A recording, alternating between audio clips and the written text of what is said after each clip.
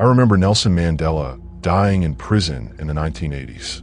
I'm not talking about some vague recollection. I mean vivid details. The grainy footage of his funeral on the news, the speeches by world leaders mourning him, even the way my parents sat me down to explain apartheid and why it mattered that he was gone. Except, according to history books, none of that ever happened. He didn't die until 2013. So why do thousands of us share the same impossible memory? And what if we're not wrong? Pause for effect. Let the audience sit with that question as their minds race through their own examples of the Mandela Effect. When I started digging into this phenomenon, I thought it would be simple, a glitch in human memory, maybe a side effect of collective storytelling. But then I met someone who changed everything. Her name was Clara, and she came to me after one of my videos went viral. She left a comment saying, "You don't understand. It's not just memories, it's evidence." We met at a diner late one night because she insisted it had to be face-to-face. She slid a folder across the table toward me, her hands trembling slightly. Inside were photographs, dozens of them. Each photo showed something small, but unmistakably altered from how reality exists now. A cereal box with a logo no one recognizes anymore. A street sign with letters arranged differently than they are today. Even a newspaper headline announcing an event that never officially occurred. Clara leaned forward, her voice barely above a whisper. "These aren't mistakes. Someone, or something, is rewriting our past." At first, I wanted to dismiss her. These kinds of conspiracy theories pop up all the time online, right?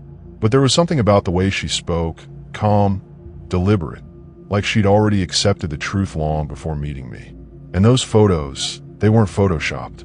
They were too specific, too personal.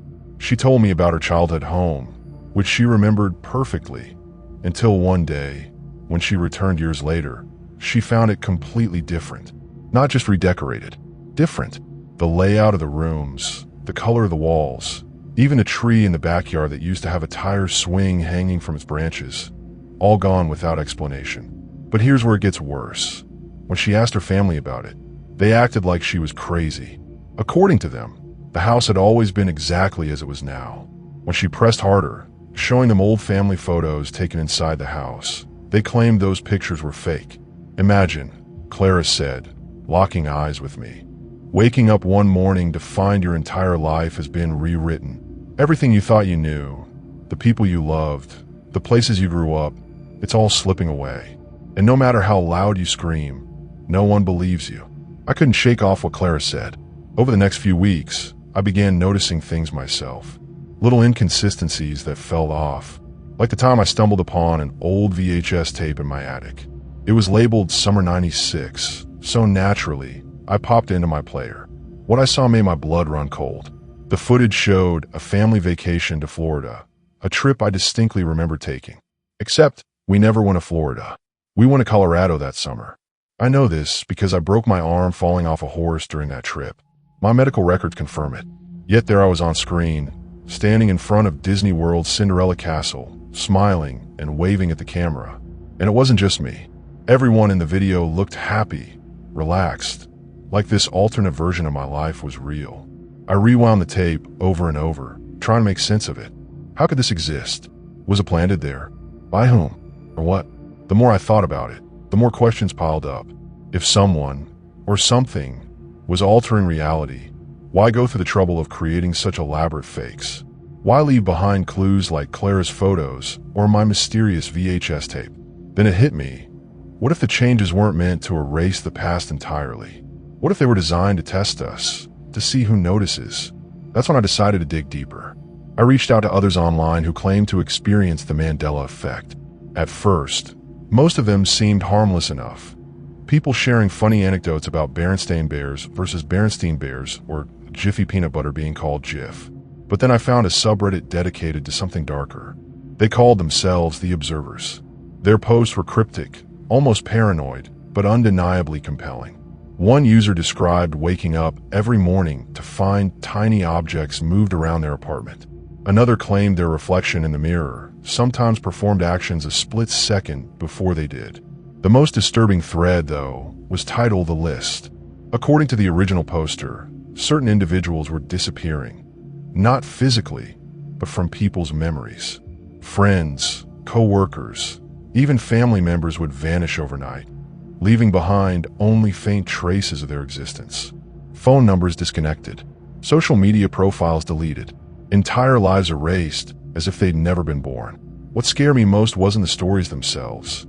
It was the pattern. Every single person who posted in that thread eventually stopped responding. Some accounts were deleted outright. Others simply went silent, as if whatever was hunting them finally caught up. By now, you might be wondering, is any of this real? Am I losing my mind? Or worse, am I next? Because here's the thing. Once you start looking for signs, you'll start seeing them everywhere. That song lyric you swore was different. That brand logo that doesn't look quite right. That nagging feeling deep down that something isn't adding up. And once you see it, you can't unsee it. You ever notice how people always say, history is written by the victors? Well, what if history isn't just being rewritten? It's being reformatted. What if every time you think your memory is failing you, it's actually working perfectly, and the world around you has shifted instead? Let that sink in for a moment. After my encounter with Clara and the unsettling discovery of the VHS tape, I became obsessed. Sleepless nights turned into endless Google searches, combing through forums, archives, and anything else I could get my hands on. But the deeper I went, the more tangled the web became. And then, one name kept popping up: Dr. Elias Kale. Dr. Kale was an obscure physicist who disappeared under mysterious circumstances back in the early 2000s.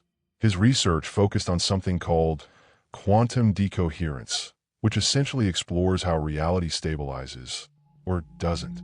Most scientists dismissed his work as fringe science, but those who believed in him claimed he had uncovered something revolutionary, proof that reality isn't fixed. I managed to track down one of his former colleagues, a man named Dr. Marcus Hale, who agreed to meet me on the condition of anonymity. We spoke in a dimly lit coffee shop, far from prying eyes.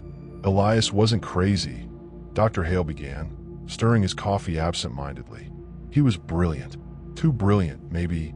He theorized that our perception of reality is like layers of an onion. Each layer represents a possible version of events, and most of the time, we're anchored to one specific layer. But what happens when someone, or something, starts peeling those layers away? He paused, leaning closer. That's when things start to break down. Memories don't match because the foundation they're built on changes. People disappear because their existence no longer fits the current narrative. It's not random. It's calculated. I asked him if he thought this was happening now, if we were living through some kind of global-scale manipulation of reality. His answer sent chills down my spine. I don't think, he said quietly. I know.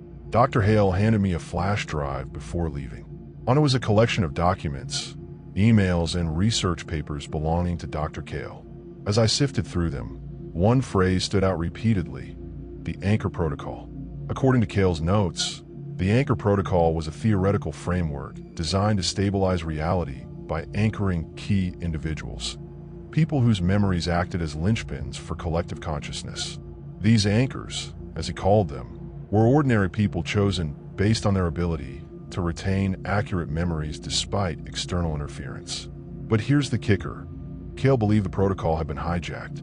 Instead of stabilizing reality, it was being used to destabilize it, to systematically alter the past and erase those who questioned it. And then, buried deep within the files, I found something even more disturbing: a list of names. Names of supposed anchors. My own name was on it. At first, I thought it was a coincidence. A glitch, maybe. But the more I read, the clearer it became that these anchors weren't just passive observers. They were targets. One email exchange between Kale and an unknown recipient hinted at a shadowy organization monitoring these individuals, studying their behavior, and neutralizing them when necessary. Neutralizing. The word echoed in my mind. What did that mean exactly? Were they killed, erased, or worse, turned into unwitting participants in whatever experiment was unfolding? I decided to reach out to others on the list. Tracking them down wasn't easy. Many had vanished without a trace. But I finally connected with someone, a woman named Evelyn Carter. Evelyn lived in a remote cabin in the woods, completely off the grid. When I arrived, she greeted me with a shotgun slung over her shoulder and a look of pure exhaustion etched onto her face. "They're watching," she whispered as she ushered me inside. "Always watching." Over the next few hours, Evelyn shared her story. She'd been having blackouts for years, waking up in places she didn't remember going to, surrounded by objects she couldn't explain. At first, she thought she was losing her mind. Then she started noticing changes in the world around her, small at first, then increasingly drastic. One day, while rummaging through old boxes in her attic, she found a journal she didn't recognize. Inside were detailed entries written in her handwriting, describing events she had no memory of. Events that contradicted her entire life as she knew it. "The scariest part," she said, clutching the journal tightly, "isn't that my memories are wrong. It's that they feel right, like there's another version of me out there living a completely different life. And I can't tell which one is real anymore." By the end of our conversation, Evelyn insisted I leave immediately. She said staying too long would put us both in danger. But as I drove away, I couldn't shake the feeling that I was being followed. Every glance in the rearview mirror revealed headlights trailing behind me, never quite close enough to identify, but always present.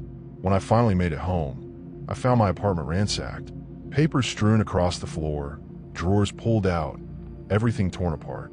Yet nothing seemed missing, except for the flash drive containing Cale's files. Panic set in as I realized the implications. They knew I was onto something, and now they were coming for me. But here's the twist that stopped me cold. Later that night, I received an anonymous message online. Just 3 words. "Trust your instincts." At first, I assumed it was a taunt, a way to mess with my head. But then I noticed something strange. The message had been sent from an account bearing a username I recognized, Anchor764. And that's when it hit me. What if the person sending the message wasn't trying to scare me, but warn me? What if you're not the person reading this story right now? What if, somewhere along the way, you were rewritten, and the version of yourself sitting here is just a copy designed to believe everything you've ever known is real? Let that thought linger, because what happens next will make you question whether anything, or anyone, you've ever trusted is truly who they seem. The message from Anchor764 haunted me. 3 simple words. Trust your instincts. And yet they carried the weight of an entire alternate reality pressing down on my shoulders. I replayed the conversation with Evelyn in my mind. Her paranoia, her insistence that they were watching. Was she one of them? Or was she another anchor like me, fighting to stay grounded while the world unraveled around her? I decided to dig deeper into the username. It didn't take long to find traces of Anchor764 scattered across obscure forums and encrypted chat rooms. Each post was cryptic, almost poetic, but there was a pattern, a breadcrumb trail leading back to Dr. Elias Cale's research. One thread caught my attention. In it, Anchor764 posed a chilling question. If memories define identity, then what happens when someone steals yours? Are you still you? Or are you just a hollow shell waiting to be filled? The responses varied, ranging from dismissive skepticism to outright panic. But one reply stood out among the rest. Posted by an anonymous user, it read, "You don't fight back because you can't. You're already gone." Goosebumps erupted across my skin. That line felt personal, like it was written directly to me. Like whoever, or whatever, was behind all of this knew exactly where I stood in the grand scheme of things. Desperate for answers, I reached out to Anchor764 through the same platform where I'd received the message. To my surprise, they responded almost instantly. Their first words sent shivers down my spine. "You're running out of time." I typed back furiously, demanding clarification. Who were they? What do they want from me? And why do they keep saying, "Trust your instincts"? Their response came in fragments, each sentence appearing moments apart, as if they were deliberately pacing themselves or being interrupted. "They're closer than you think. Don't trust anyone, not even yourself. Look for the cracks. They'll show you the truth." Before I could ask what cracks meant, the account disappeared, gone without a trace, leaving me staring at a blank screen and a sinking feeling in my gut. That night, I couldn't sleep. Every creak of the floorboards, every flicker of the streetlight outside my window, felt like a signal that something, or someone, was closing in. And then, just as I was about to give up hope, I saw it. A crack, not in the walls or the ceiling, but in my reflection. Standing in front of the bathroom mirror, I noticed something strange. My left hand twitched involuntarily, moving a split second before I consciously willed it to. At first, I thought it was a trick of the light, a glitch in my perception. But when I raised both hands to inspect them more closely, the reflection hesitated. For the briefest moment, my reflection smiled. Not the nervous half-smile I forced onto my face, but a cold, calculating grin that sent ice coursing through my veins. Then it spoke. "You shouldn't have looked too closely," it said, its voice low and distorted, like static filtered through water. I stumbled backward, heart pounding, and turned on the light. The reflection returned to normal, mimicking my wide-eyed terror perfectly. But the damage was done. Over the next few days, the cracks began to multiply. Small inconsistencies in my daily routine started piling up. Conversations I remembered having never took place, at least not according to the people involved. Objects I swore I placed in one spot would appear elsewhere, untouched by anyone else. Even my dreams grew stranger, filled with fragmented images of places I'd never been and faces I didn't recognize. And then there were the whispers. At first, I thought it was just stress manifesting as auditory hallucinations.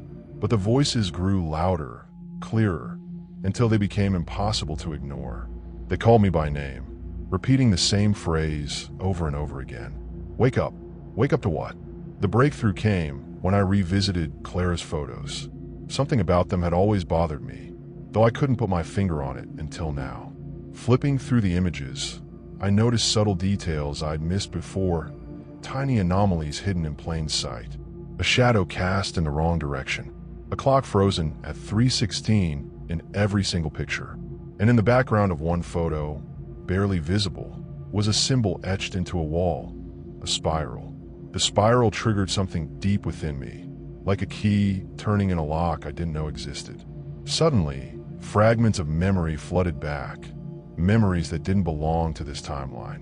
Memories of standing in a room filled with screens, each displaying a different version of the same event. Of arguing with someone whose face I couldn't quite recall, insisting that we had to stop the changes before it was too late.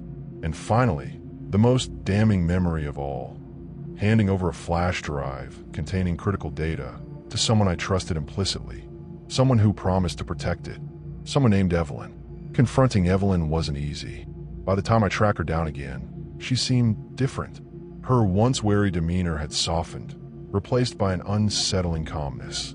When I accused her of betraying me, she simply smiled, a knowing, almost pitying smile. "You don't understand," she said gently. "This isn't about betrayal. It's about survival." She explained that the anchors weren't victims, they were collaborators, chosen not only for their strong memories, but also for their ability to adapt. Over time, some of them realized that resisting the changes was futile. Instead, they embraced them, becoming enforcers of the new reality rather than prisoners of the old one. "And you?" I demanded, my voice trembling. "Which side are you on?"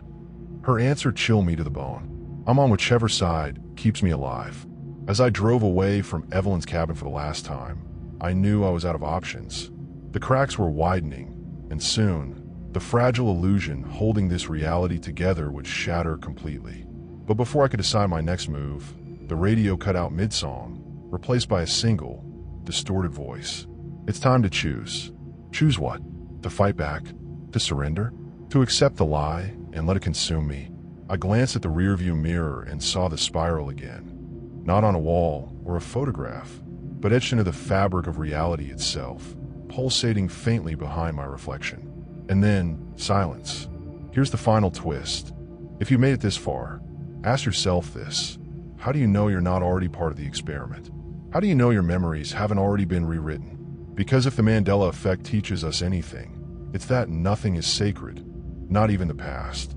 And sometimes, the only thing scarier than forgetting is remembering.